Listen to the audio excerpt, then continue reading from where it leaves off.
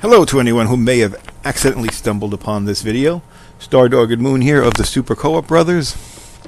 And this is our very first video that we're trying to venture into the world of YouTube.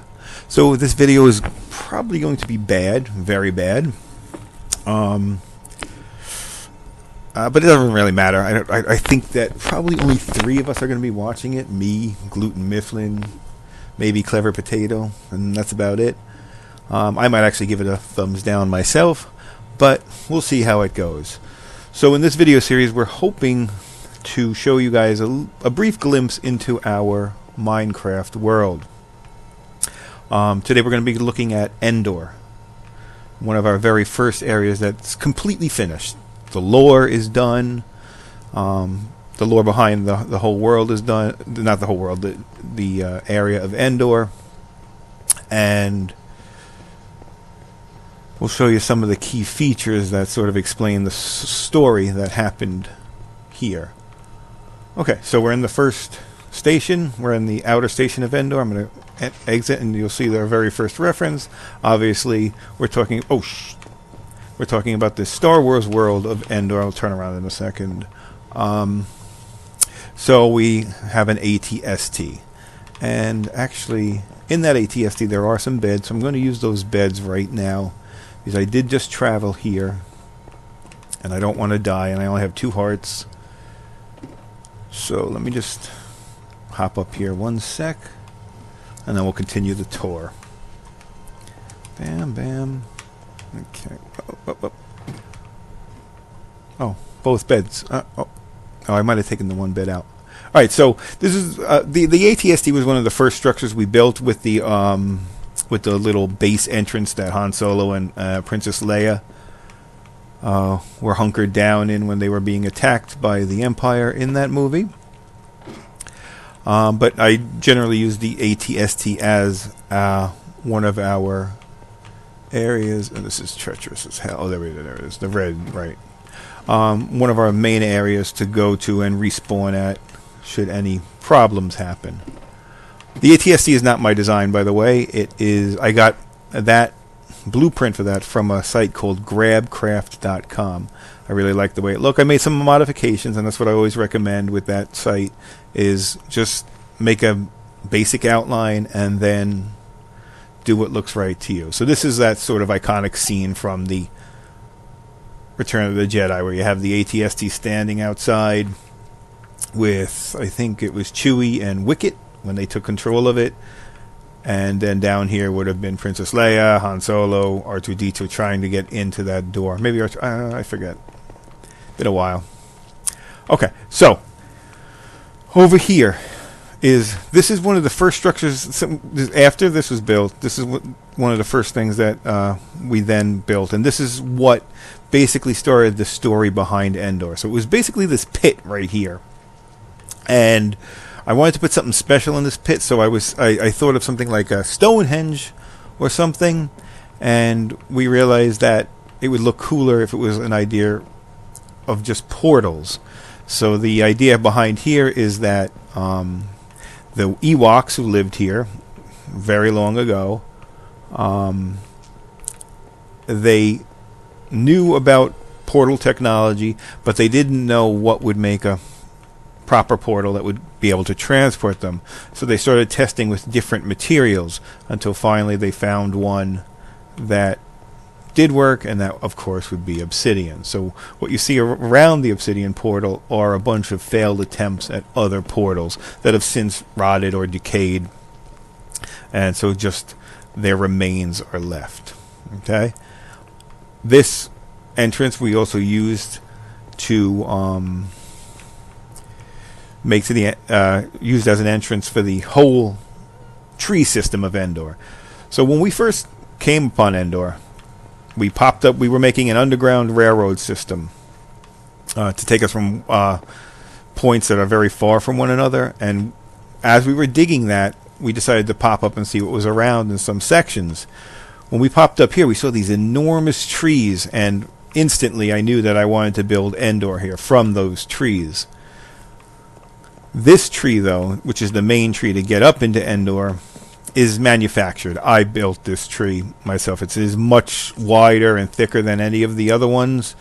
That's because I just wanted to be able to put a ladder system into it and go up that way. But it's sort of the main tree that Endor is based off of. So this would be the main hall, the main meeting area. And of course on the first floor we have both sort of like a living room area, and it's also storage and building. So we have all of our chests. All chests are labeled somehow so that we know what's in what. This building has 3 structures. So remember, we're still on the main tree. So there's the tree trunk. So it has 3 floors. The second floor is sort of like a restaurant, which I'm going to go to also to get some food. There should be food in there. A basic restaurant. Use some picture frames to decorate it out. We have a jukebox. This is a working stove, so I'm going to go in the back in a second and show you. So if you look at the stove, we have an area to put stuff that needs to be cooked, and then fuel sources, basically coal. Obviously you can use wood too, but coal is the easiest to acquire and not be wasted, because wood you're going to use to build stuff. And as long as there's food in here, as long as I should... Yep, there we go. So the refrigerator will just... There we go. I obviously need food, because if I get hit by anything, I'm dead, so just bear with me. That looks like it's it. Okay. Just chomp. So I'll go outside here and get an idea of what Endor looks like. Actually, I'll go upstairs and show you. So there's the ATST again. Endor spans all around here. It's all platforms. And we'll go to the top floor. So the top floor is just basically a bedroom. Again, some missing beds. Obviously, I want to put more beds in here, but haven't been back here in a while. It is for the most part finished, so we'll see when I get back here. And then if I go up here, go to the roof of the main building, and we can just get a bird's eye view of how far Endor spans. So we have the ATSD there. We have this region over here. And it just goes all around. You can see the making of an X-Wing in the back. Another Star Wars reference. But you'll notice that even though this place is called Endor, it is based off of Star Wars, obviously, but the lore behind our world has really developed a whole story behind it. It's really an amalgamation of just different pop culture things, so we'll make a lot of references to different pop culture items, and even in just the naming of our areas. Here's a book. Oops, shoot. Let me put that. I'll just knock it off. And I'm not going to read through the book, but I'll just show real quick. This is the definitive lore of Endor. It just goes over the structures that I'm going to show you that are here and what they mean to Endor. We're just going to do a nice brief video here. I don't want to make this too long, because I know I wouldn't sit through a half-hour video, especially as clumsy as this is going to be. Alright, so the first area and the most boring area I'll take you to is the farmland area. You'll notice that instead of doorways on the structures, we've put banners. The banners are color-coded to mean certain things. So the red banners on structures mean it's a meeting place. A meeting place where the Ewoks would come to meet, gather, and such. So that main house there is just like the main meeting hall.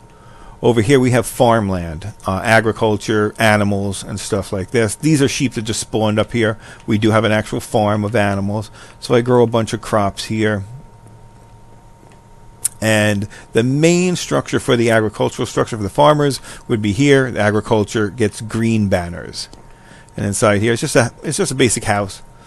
I chose not to break down the trees in here. Again, it is agricultural, so I wanted it to be more natural looking. And it's just basically another house for the farmers to come cook. I should put beds in here, maybe sleep, but I think it would look crappy with beds sitting around in here. Alright, so we're going to go to the farm. We'll take a look at the farm. And it's a nice farm. I have outer pens and inner pens just for taking the animals in and out. We have pigs, we have sheep. There is grass growing in the sheep pen so that they can grow their hair back. I had to make a step of dirt just to have that happen, because obviously dirt blocks won't grow grass on their own. They need to have other grass blocks around them. So to make this, and it took forever, I had to make a staircase of dirt and wait for the grass to slowly grow. And I cut it off over here, so the fence is here. So we have the grass growing out here, so the sheep can't eat it and kill it, but that allows it to grow inside here as well. Bam. Okay. We have a horse. Oops. Horses here. Then cows. Some chickens over there. I don't know if you can see them. They're a little short. Got an egg in there. Alright, that's the agricultural area. Now I'll take you to... We'll go this way. We're going to head to the residential area where most Ewoks would live. Before we hit that, there is a park connected to it for the little Ewok children. So you got a swing. You got like a climbing thing that comes up to a slide. Monkey bars. Of course, a sandbox. Just for the little Ewok kids to play around. And then that leads directly to... A lot of it is very interconnected. It leads directly to the residential area. And in the residential area, I have 10 huts here. Not all of them are decorated inside. This is the one I chose myself. Gluten Mifflin has to get on here and make his own hut. But nice little area. And then it's surrounded by... They surround a nice little meeting area in the middle of a bonfire. Nice and simple. But the idea is that most Ewoks would live in this area. Okay. Again, there's the meeting house. It's connected from this side as well. And from up here, over here are the X-Wings that we saw from the roof of the building, of the main building. Again, these are from Grabcraft. And I just made the frames with cobblestone. They'll give you a whole bunch of materials to use to make these structures, but I'll just generally make it out of cobblestone and then cover everything and then start replacing with what I want it to be replaced. So I wanted the X-Wings to be white, same thing with the ATST. So this is all nether quartz. The texture pack I'm using, by the way, is the Chroma Hills texture pack. So it's going to look very different from just like a normal texture pack, the normal Minecraft texture pack. So this is the Chroma Hills texture pack, and it's underneath it, because you can load up more than one texture pack, is the Fallout texture pack as well. And that doesn't really have too much influence on it. It does change the way the signs look. It changes the way my writing and my heads-up display looks as well, though. So just bear that in mind. I do have two different texture packs loaded up. Over here is the shop district. So the shops will have orange banners, and unfortunately I didn't put names of these shops. So this is the wood shop, or the lumber yard. And if you go over here, I really got to name it. If you go over here, you see the lumber yard, all different types of trees. Since I've built this, we found a forest, so I really need to get forest trees up here as well.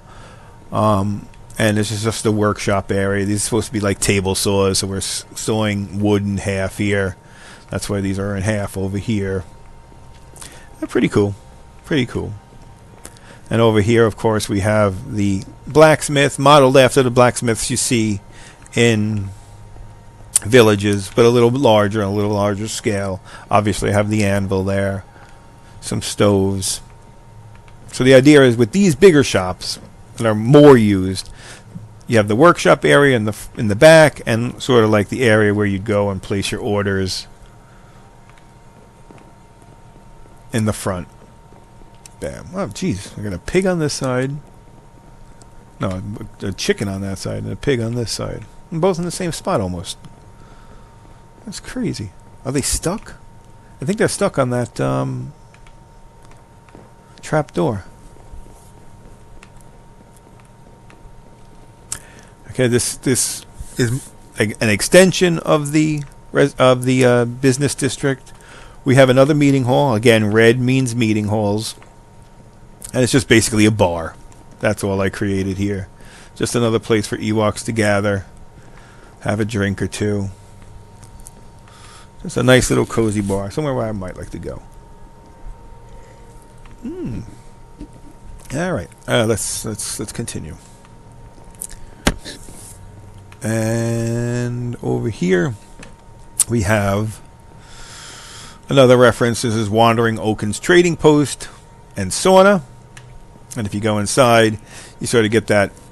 I don't know if anyone remembers from Frozen. He directs Elsa to the wall of items, and it's just a bunch of just some random stuff like pickaxe, boots, stuff like that. I added some stuff just to make it look more of a store. And over here, of course, is the sauna. Hello, family. There we go. This is called, the bar is called The World's End. One of the greatest movies ever.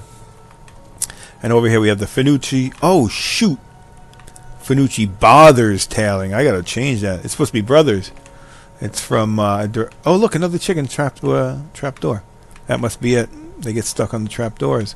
So there's a sort of reference to Oscar, that movie Oscar with Sylvester Stallone.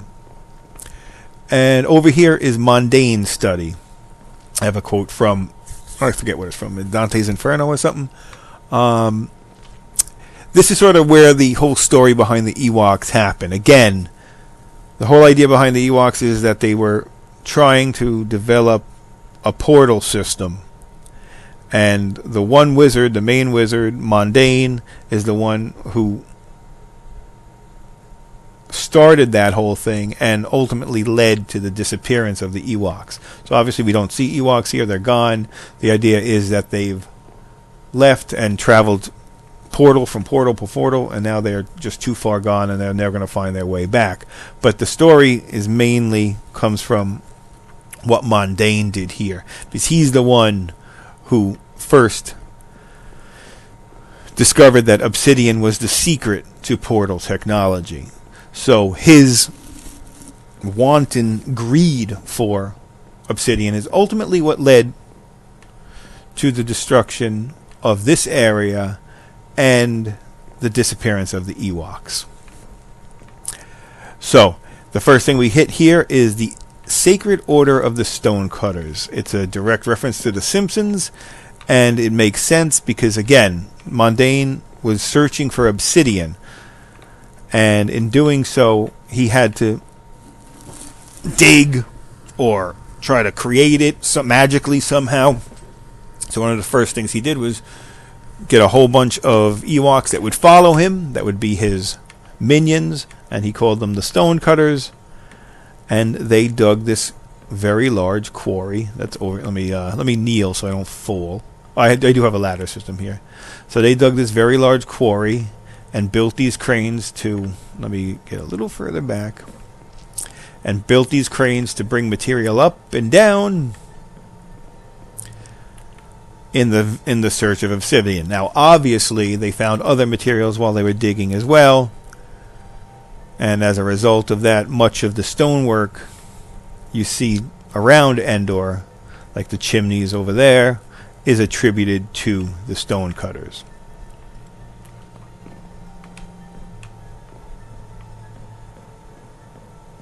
Okay.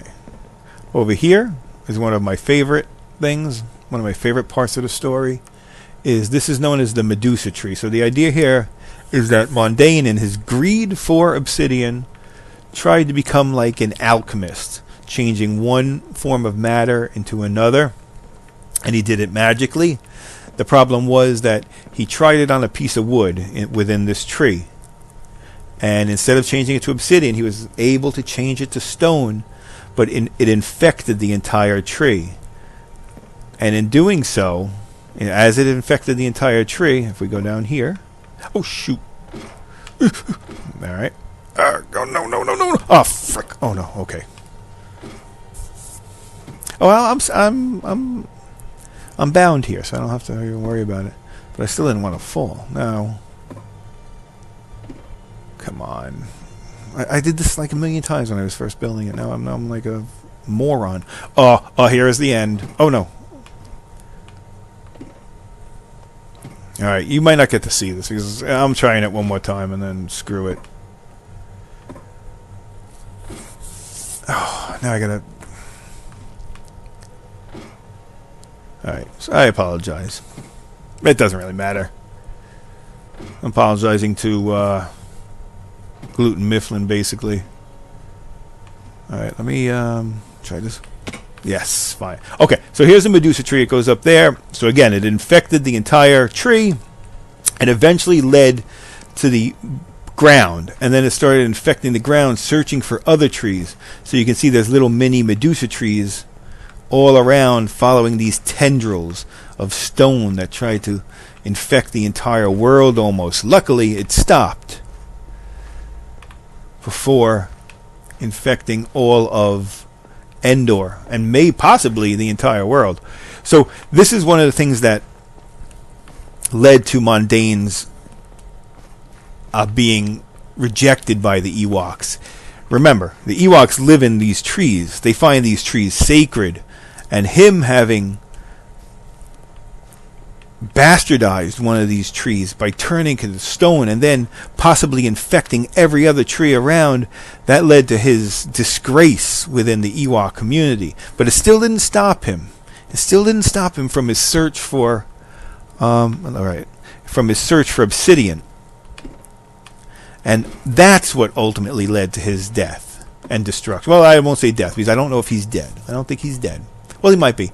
This is the ancient Ewoks. Unless he found the source of immortality, he's probably dead somewhere. So, once he discovered that obsidian was blend of fire and water, basically, he was able to build his obsidian machine. And this is a working machine. Nah, unfortunately, I don't have any... no, darn. I don't have any lava in the dispensers down here, but basically you could put as many buckets of lava in there and then keep hitting this button. The lava would be dispensed into the running water that's right along this line here, and it turns to obsidian. Then you get a diamond pickaxe, chop, chop, chop, chop, chop, and and you get 5 obsidian each time. It goes pretty quickly. So I think I have a bunch of obsidian already. Yeah, so I've used a bunch, and I've gathered this obsidian from this machine. And then lastly, well, I won't say lastly, there's probably stuff that I skipped over, but I'm going to end this video soon because I don't want it to be too long, is his castle. And as you can see, his castle is in ruins, and there is a flowing endless source of lava that does flow down into the forest below. The story behind this is that once he created this obsidian machine, he knew exactly what it took to make obsidian.